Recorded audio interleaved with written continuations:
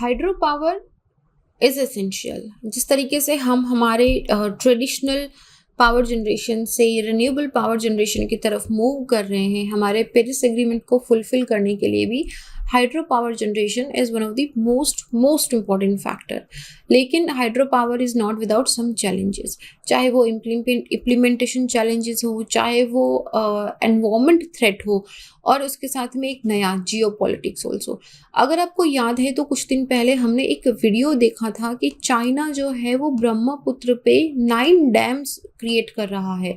उन 9 डैम्स का इम्पैक्ट हमारे नॉर्थ ईस्टर्न एरिया पे क्या होगा, पर्टिकुलरली हमारे अरुणाचल प्रदेश एंड आसाम स्टेट के अंदर क्या होगा, इस बारे में हमने बात करी थी। वाटर सिक्योरिटी क्या रहेगी जो लोअर कैचमेंट एरियाज हैं उनके अंदर। तो ये क्या है, this is a part of geopolitics itself. तो किस तरीके से hydro power generation moving from traditional to the renewable energy resources हमको बाकी चैलेंजेस के साथ में जियो पॉलिटिकल चैलेंजेस की भी एक बात करेगा। हाइड्रो पावर जनरेशन के अंदर पानी का जो वे है वो बदला जाता है। एक बहुत बड़ा रिजर्वॉयर यहाँ पे क्रिएट करा जाता है। ये रिजर्वॉयर यहाँ पे पानी को स्टोर करके रखता है। फिर यहाँ पे जो गेट्स होते हैं इसको ओपन करके यहाँ से नीचे इलेक्ट्रिसिटी जनरेशन भी होता है, यू कैन सी। और उसके साथ में आपको यहाँ पे विंड मिल्स भी दिखाई देगी। यहाँ पे आपको कहीं दूर पे सोलर प्लेट्स भी होती हैं। एंड फिर इस पानी को एग्रीकल्चर के लिए, इरिगेशन के लिए डाइवर्ट करा जाता है। साथ ही में पानी जो ऊपर अपर कैचमेंट एरिया से अगर कभी फ्लड सिचुएशंस आती है तो उसको भी ये पानी यहाँ पे होल्ड करके रखता है। तो फ्लड कंट्रोल में भी हाइड्रो पावर जनरेशन के लिए जो डैम रिजर्वॉयर्स बनाए जाते हैं वो काफ़ी यूजफुल होते हैं। तो दिस इज जस्ट वन। लेकिन जो हम हाइड्रो पावर की बात कर रहे हैं, it is going to be very useful for us जब हम पेरिस एग्रीमेंट को फुलफिल करने की बात कर रहे हैं। वर्ल्ड का जो टेम्परेचर है, global temperature, it is increasing day by day. और ऐसे के अंदर जो पेरिस प्लेज है, हमारी पेरिस प्लेज को अगर हम याद करें तो हालांकि जो टोटल ग्लोबल इमिशन है उसमें 6.7% का जो शेयर है वो इंडिया का आता है। और उसमें अगर हम हमारे पर्टिकुलर गोल की बात करें तो इमिशन गोल हमने है कि हम 33 to 35% का जो इमिशन है हमारा, उसको हम रिड्यूस करेंगे 2005 के लेवल से। 40% तक का जो टोटल पावर जनरेशन है, it is going to come from alternative energy resources. इसका मतलब क्या हुआ कि जो थर्मल पावर प्लांट या जो कोल पावर प्लांट्स की हम बात करते हैं, इनमें से प्रोडक्शन को कम करके ज़्यादा से ज़्यादा प्रोडक्शन जो है वो सोलर से, विंड से, या हाइड्रो से, या बायोगैस से, या फिर हमारे जियोथर्मल से, मतलब कि रिन्यूएबल एनर्जी रिसोर्सेज से लिया जाएगा। दिस 40% क्राइटेरिया को फुलफिल करने के लिए ही हाइड्रो पावर इलेक्ट्रिसिटी पे काफ़ी जोर दिया जा रहा है। इसके साथ में एक और हमारा प्लेज है कि expanding forest and tree cover to help remove CO2 from the atmosphere. यहाँ पे ज़्यादा से ज़्यादा फॉरेस्ट लगाया जाएगा। फॉरेस्ट कवर को 33% तक करने की बात है, ताकि जितना ज़्यादा फॉरेस्ट कवर होगा उतना ही ज़्यादा कार्बन सिक्वेस्ट्रेशन होगा और एटमॉस्फेयर से CO2 कम होगी। हालांकि this is a still far fetch dream. अच्छा, मैं आपको एक बहुत ही इंटरलॉकिंग इंटरेस्टिंग फैक्ट भी बताऊंगी अभी। तो 2017 के अंदर कोल कंजप्शन जो है वो 5% इंक्रीज हो गया था। करना क्या है, हमको डिक्रीज करना है, बट इट इज़ इंक्रीजिंग। हालांकि इट इज़ डिक्रीजिंग ऑल्सो। अगर हम बात करेंगे ना तो आप देखोगे कि काफ़ी तरीके से जो हाइड्रो इलेक्ट्रिसिटी जनरेशन है वो 11% है। 70% तक अभी भी हमारा जो टोटल पावर है जनरेशन वो थर्मल पावर प्लांट से होता है। इसके अंदर लगभग 11% शेयर हाइड्रो इलेक्ट्रिसिटी का है, which is the second highest और highest in the renewable. And तो इसी बारे में आज हम बात करेंगे कि हाइड्रो पावर की बात कर रहे हैं, हमको रिन्यूएबल एनर्जी रिसोर्स की तरफ जाना है, तो चैलेंजेस को कैसे टैकल करेंगे। This is a very very interesting article. For the next 10 minutes stay with me. मेरा नाम संतोष है। अगर आप मुझसे जुड़ना चाहते हैं तो little_simple_बुद्धा पे सर्च करके मुझसे जुड़ सकते हैं।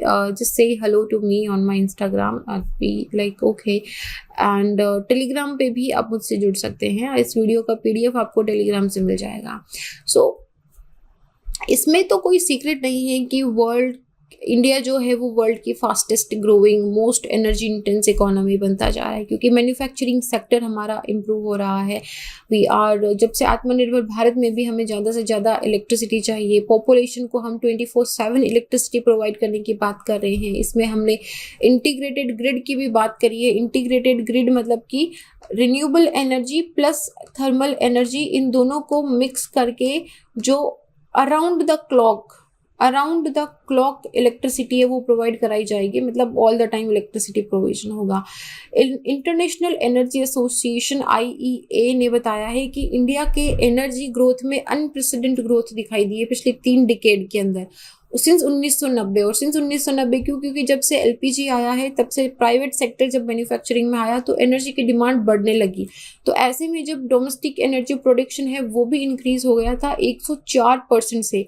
और इसके साथ ही में क्योंकि ये जो मैक्सिमम एनर्जी प्रोडक्शन है ये कहाँ से हो रहा है? थर्मल पावर प्लांट से। थर्मल पावर प्लांट में हम फॉसिल फ्यूल्स को बर्न करके वाटर को गर्म करके यहाँ से स्टीम जनरेट करते हैं। स्टीम को टरबाइन को टर्न करने में, टरबाइन को मूव करने में हेल्प लेते हैं और उस टरबाइन के मूवमेंट से इलेक्ट्रिसिटी जनरेशन होता है। तो इसकी वजह से कार्बन डाइऑक्साइड का जो इमिशन है वो भी 335% तक बढ़ गया है और टोटल इलेक्ट्रिसिटी कंजप्शन भी हमारा लगभग 450% से भी ज़्यादा इंक्रीज हो गया है। तो आप देख रहे हो, मतलब ये ना ऐसे उसको हम क्या बोलते हैं, से I totally skip my name, this name, domino effect, right, sorry for that. तो उसमें होता है ना कि आपने एक को टिक करा तो बाद में उसके बाद जितने भी यहाँ पे प्लेट्स रखी होती है वो सारी टिक टिक होती जाती है। तो इस तरह का एक डोमिनो इफेक्ट होता है। तो ये मतलब अच्छी बात है, हमको इकोनॉमी तो पुश करनी है ही, लेकिन उसके साथ में जब मैन्युफैक्चरिंग पुश होगा, एम्प्लॉयमेंट इंक्रीज होगा तो मतलब एनर्जी डिमांड बढ़ेगी। और एनर्जी कहाँ से आ रही है? मैक्सिमम हमारी थर्मल से। तो उसके साथ में एनवायरनमेंट को भी नुकसान पहुंच रहा है। टोटल हमारा जो एनर्जी प्रोडक्शन है कोल फायर्ड फैसिलिटी से वो पिछले 30 सालों में इंक्रीज हुआ है। 1,00,000 kilo ton of oil equivalent का मतलब क्या हुआ कि 1,00,000 किलो टन जब ऑयल हम बर्न करके जितना इलेक्ट्रिसिटी प्रोड्यूस करेंगे उतना हम हाइड्रो पावर से भी कर रहे हैं, मतलब कि वाटर से भी कर रहे हैं। तो ये 1,00,000 से बढ़ के 4,00,000, 4 गुना हो गया है 2018 के अंदर।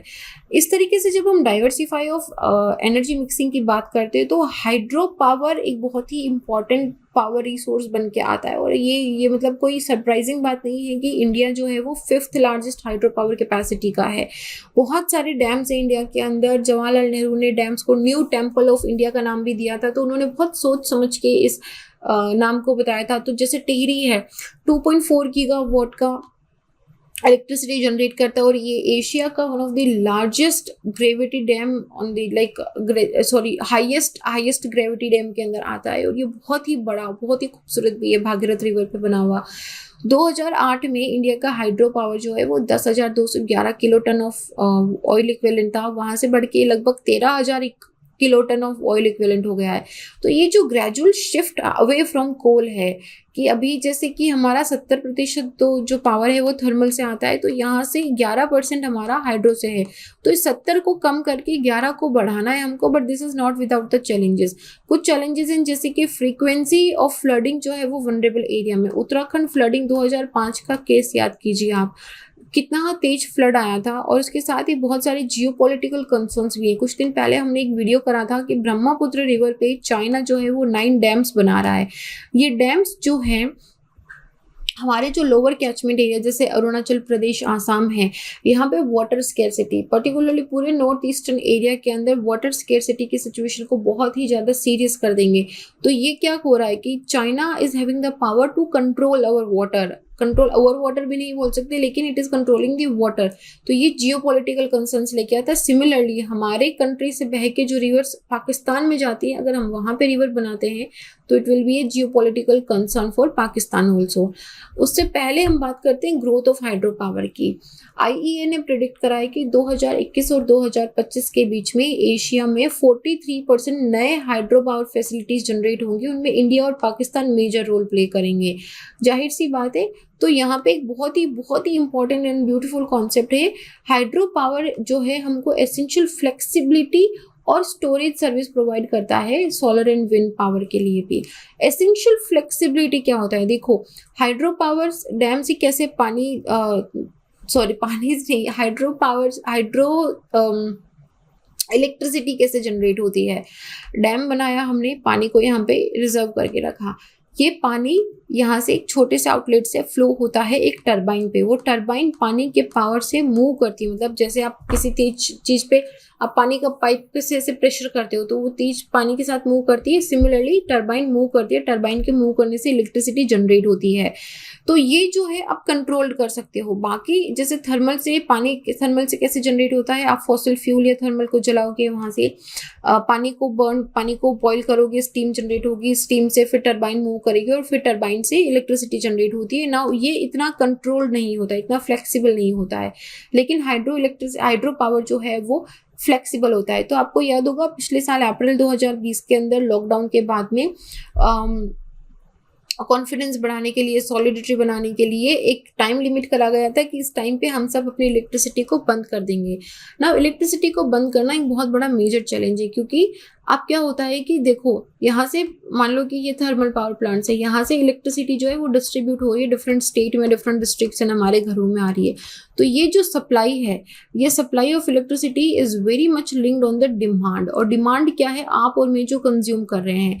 तो इस पर्टिकुलर डेट को, इस पर्टिकुलर टाइम पीरियड पे अगर डिमांड फॉल हो जाती है 50% 70%, मान लो सबने अपनी लाइट ऑफ कर दी, तो ऐसे में क्या होता है कि there is a sudden electricity failure, electric grid failure हो जाता है, क्योंकि सप्लाई बहुत ज़्यादा है, डिमांड नहीं है, तो इलेक्ट्रिक ग्रिड पे बहुत प्रेशर बन जाता है और वो फेलियर हो जाता है। तो ऐसे में हम हाइड्रो पावर से जो इलेक्ट्रिसिटी आ रही है उसकी फ्लेक्सिबिलिटी को यूज़ करते हुए इस ग्रिड फेलियर को कंट्रोल करते हैं। तो हाइड्रो पावर जो है ये धीरे धीरे burning coal of electricity generation है, जो 4 billion metric ton of additional green house gases annually produce करता है। 4 billion metric ton is a huge amount of CO2 emission, और ये इसको धीरे धीरे कम कर देगा। हालांकि जब ट्रांजेक्शन होता है तो कम भी नहीं है, क्योंकि आपको क्या होगा कि डिस्प्लेस करना पड़ेगा लोगों को, वहाँ से वाइल्ड लाइफ डिस्प्लेस होगी। जैसे कि अभी हमने नॉर्थ कोयल रिवर वाला करा था, नर्मदा वैली वाला एक डिफरेंट था, एक आर्टिफिशियल रिजर्वायर बनाना पड़ेगा, तो इंफ्रास्ट्रक्चर कॉस्ट भी बहुत होती है। फिर it also has the potential of flooding also.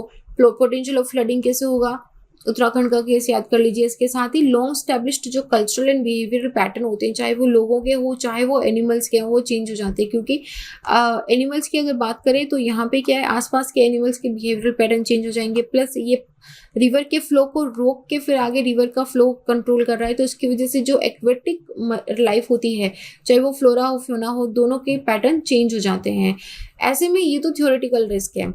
अच्छा, आप यहाँ देखो कि अभी 2003 में गवर्नमेंट ने 162 नए हाइड्रो पावर डैम बनाने का अनाउंस कर दिया था 2025 तक। इसमें से 113 जो है इनकी प्रोडक्शन कैपेसिटी लगभग 40,000 मेगावाट तक रहेगी, और ये 5 हिमालयन स्टेट में रहेंगे।